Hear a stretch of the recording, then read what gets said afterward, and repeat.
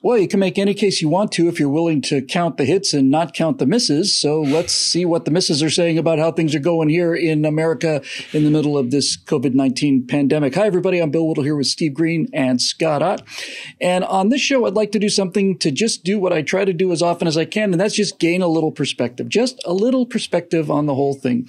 If all you do are count the hits, then you have no idea what the actual situation is because you don't know how many misses there are. For example, we know how many people die of this disease, but we don't know how many people had it and recovered from it, how many people had it, didn't even know they had it. So we can't tell a really accurate picture until we know this data. And I don't want to talk about the virus. I want to talk about the response to the virus. There have been a number of cases in the last 2 or 3 weeks. We generally see one a day where we see outrageous, really offensive, un-American, and in some cases, I think definitely legally actionable excesses of power and authority on the part of governors, individual policemen, and so on. The arresting of the guy who was out in a park throwing a ball with his son is a great example. The paddle boarder in Malibu who had the police waiting for him when he got back to shore because he'd violated the social distancing rules by being a mile out in the middle of the Pacific Ocean in the middle of a strong breeze. You know, all of this stuff. Some of them are silly. Some of them are not so silly. This business about arresting a pastor for having a church service is, to me, is direct, immediate violation of that person's First Amendment rights. But when I talk about perspective, I do want to get back to this idea that we cover a plane crash, but we don't cover the 40,000 jets that land safely every single day in this country. So, Steve, I'll start with you. The fact that we can isolate these individual stories of excesses of power, and in some cases have the attorney general say we're going to look into this and so on. The fact that we can say that the Michigan governor has lost her mind and is completely power mad, to me, is an indication that the entire system has not gone completely power mad, because if it had, it wouldn't be news. Yeah, in a way, it reminds me of the days after the 9/11 attacks. I had to fly somewhere not too many weeks or months after that. And as an American, I traveled abroad, and you travel abroad in Europe especially, you're used to seeing SWAT-looking soldier guys with machine guns at airports. It's not something you saw in America. But on 9/11, we had to put together this sort of haphazard response to this threat that we did not know the full extent of. And sure enough, National Guardsmen in the airports carrying M16s. And as an American, that ought to creep you out. Understand, though, that it's temporary. What we got instead of the National Guardsmen with M16s was worse. We got the we got the damn scanners and the big fake security theater and all the rest. I'd honestly rather just have a couple of guardsmen there. But what are you going to do? Got to get rid of that stuff. Hopefully, this response will be temporary as well. Listen, there are the things that government can do, there are things the government should do, and there are things the government shouldn't do and can't do. I'm afraid we're doing all of those. The things that government should do at every level, because social distancing works. To give you one example, I just saw the story this morning. It was just tragic. It was a pastor, I want to say in Chicago, that got his congregation together in late March and told them not to worry about the virus, that God was on their side, and he just passed away of coronavirus. God doesn't take sides in this kind of thing, I don't think. Practice your social distancing. It works. That said, the government can do things that are within its purview. Close down the public beaches, shut down the sports arenas, licensed by the city, and all the rest. There are things the government can't do, like violate your First and Second Amendment rights. You can't tell people they can't worship. You can't close gun stores because we are constitutionally entitled to do these things. That said, we're getting a lot of the pardon me. Hang on.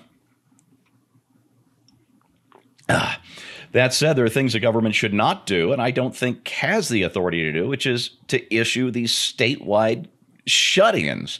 Listen, the states have some pretty broad authority, but the idea that they can order us all into our homes, no. My governor here in Colorado, Jared Polis, was doing the moral suasion thing for the first few weeks, and I applauded him on Instapundit for doing that. I said, this is the way to do it. You tell people the facts. You tell them that social distancing works, not to leave their homes unless they must, but you don't order them to. That's un-American. That's unconstitutional. And within about 40 hours, it wasn't even a full 2 days of me praising Polis for this on Instapundit, guess what he did? He ordered us all inside our homes except for essential travel and shopping. So we're messing this up in some ways. I think the federal response has been largely good, and that's comforting. I haven't seen a call for some huge new security apparatus like we got with TSA and the Patriot Act and all the rest. The federal government seems to be responding well. These local petty tyrants, well, I think they're going to face their voters sooner rather than later, and I think we know what's going to happen to them. At least I hope so. Scott, like I said, the kind of stories that we're seeing where, the police go out and break up what was the term, an illicit Amish marriage or something like that. Amish wedding. These things are clearly overstepped, right? But they do kind of stand out against what could have been nothing but this sort of thing. And I'd like to get your thought on that. And I'd also like to get your thought on this. I don't know what the status in Texas is in terms of lockdown, but you're basically staying home. All of us are staying home. The whole country's staying home. Are you staying home because you're worried you'll be arrested if you go outside? No. And I'll go into more detail. I'm not staying at home as much as you may think, and I'll explain myself in a second. No, me neither. And first of all, just as the professing loudmouth Christian of the bunch here, Steve, I think maybe the Lord has chosen sides in that situation where the pastor told his flock that they wouldn't get the virus, and perhaps the Lord is now going to provide them with a smarter pastor. Who won't say things like that do not come directly from the Word of God. During this time, I've been furloughed from my full-time job, which is in a retail business, and my wife and I have taken a number of walks in the neighborhood, which is frankly something we didn't do often enough, if at all, before this. We've actually spent a great deal of time fishing. We live right next to a lake, and so we've gone down to the lake shore. Now, in general, when you're fishing, you're pretty far away from everybody else. In fact, you want to be far away from everybody else, just keep your distance from them. So we spent a lot of time outdoors doing that. This weekend, we went to the other side of the lake because the rumor had it there was a park over there where you could fish. And this is the harshest crackdown of government authoritarianism that I've seen so far in this whole situation. We get to the entrance of the park that's called Lake Park, and there's a park ranger sitting there in his vehicle. And he is waving off anybody who tries to enter the park. Now, the roads are already blocked, so you can't get a vehicle down there. There are barricades that are keeping you from driving onto the park property. But there are sidewalks, and there's a lady strolling her baby. The park ranger's like, no, get away.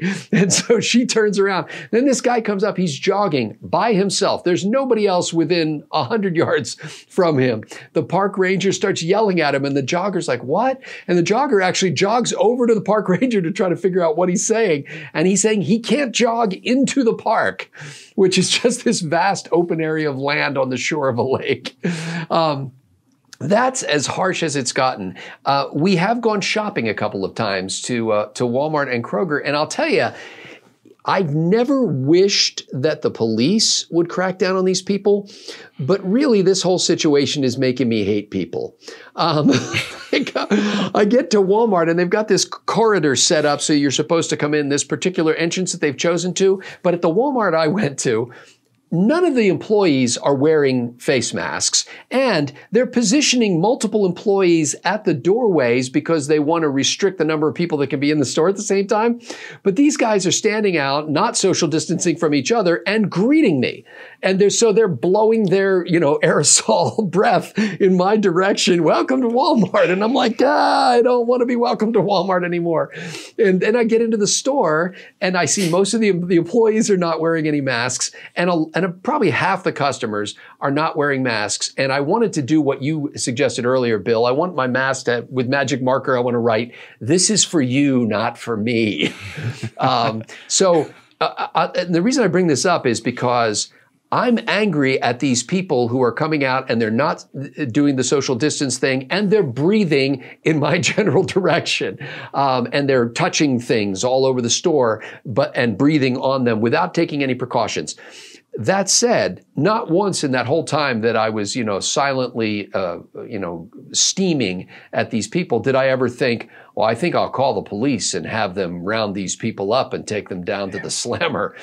It's just not how we think. And if I had more of a spine, I would have said something to some of these people, but I just didn't want to get into a fist fight and get more biohazards all over me. COVID, aisle 19. That's right. That's right.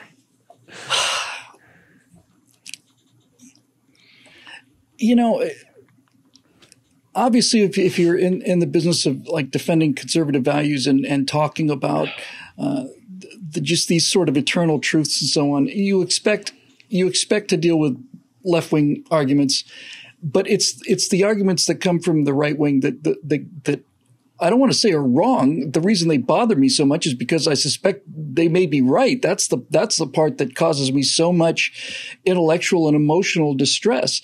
So many people are saying, well, we've lost our freedoms and we just simply like sheep, we just walked into these, this lockdown that was completely illegal and so on and so on and so forth. And there's a real case to be made for that. And it deeply disturbs me. And so I have to ask myself, really, what I think virtually every question about life that really matters comes down to, you just have to ask yourself, how are you behaving and is your behavior consistent with your principles? This is what living a responsible life is to me, and an intellectually and morally honest one. And so just for me, in the state of California, which is a pretty repressive state where these kind of things go, I abided by the stay-at-home order because it made sense to me. It was logical. And I don't believe we should be saying, oh, those people are old, they might as well just die. I do believe we need to get back to work and all the rest of it, definitely. But it was voluntary on my part. And one of the reasons that I say I want to bring some perspective to this is because if it wasn't voluntary on my part, I'd be much, much more upset about this. If there were Humvees going down the street with speakers, and if I was out walking, or if my car was being randomly pulled over by policemen wearing masks and asking me for my ID and proof of where I'm going and where's my authorization, I'd be much, much, much different about this entire issue. But I just don't see that happening. The way I look at it, if you really want to get down to brass tacks, the state of California threatened me. They threatened me, but they didn't coerce me. And that may sound like I'm slicing things kind of fine, but to me, there's an enormous difference between that. They threatened me, but they didn't coerce me. Coercing me means arresting me because I'm on my way to work without papers. All of the things I just mentioned, that's coercion. Marching down the streets, having guys with Humvees and guns, that's coercion. They threatened me. But inside the threat, inside the language of the threat, was in the fine print, the acknowledgement, at least in the case of California, that no, the police will not be enforcing this stay-at-home order. And that's, to me, the difference between a threat and coercion. That's the difference. I have not, during this process, I've felt plenty of times that we should be back to work. I felt plenty of times we should be much smarter about all of this, but I never felt, and I still don't feel, the power of the state forcing me to be at home. And that's why I'm doing it. If I felt otherwise, then my attitude would be different on this. I'm just saying that in times of crisis, it is very easy to go to the ideological poles and stay there because certainty is what people want in times of great uncertainty. And one ideological pole is to say, no one's going to tell me to stay inside. I'm going to do whatever I want to and so on. And that is a profound and proud position to take. And I agree with it. But you don't have to go there. You can modify your behavior willingly in times of emergency and not have this be the end of the republic, so long as you're not willing to tolerate these things long term. So long as it's an external threat and not an internal one. It's not a political coup. There's no political cause for it. It is the sweet meteor of death come down, and we are in an emergency situation. And everybody that I have run into has been doing this out of a sense of logic and kindness and fundamental decency and shared responsibility. That's not the same as collective enforcement or collective coercion. Hey, that's just me. I may be wrong. I am convinced for many reasons that we're going to come out of this much freer than we were when we went in, largely because we'll be much freer of this media that's been telling us to go to sleep while our Chinese overlords basically decided to take over everything. But all of this stuff about dispersing cities and high density areas are all good for freedom, all good for the country long term. And when it seems to me that if it happens, if these controls seem to be in place longer than is appropriate, then we'll start disobeying them. And I think that when you look right at it, the individual Americans have been, as a whole, astonishingly well balanced in terms of what they're willing to take and what they're not willing to take. And I'm just wanted to be a voice to say, count the misses as well as the hits. We are doing an amazing job of this. The statistics and the mortality rates are showing that. And we will go back to normal and we will shake hands again and we'll do all of those things. And next time we'll be better prepared to deal with it. And if it turns out that these people who are giving us orders now, the ones who've already stepped over the line are being prosecuted, need to be. If it turns out that these things seem like they're in place longer than they should be, then the American people just won't obey them anymore, period. Because there's no teeth behind them. And to me, that's the fundamental difference. Anyway, that's how I see it. And we'll see how things look next week. I may be reporting to you from the People's Republic of California re-education camp located far in the middle of the high desert. And if that's the case, then I was wrong. But we're going to find out next week anyway. Thanks for joining us on Right Angle. And for Stephen Scott, we'll see you next time.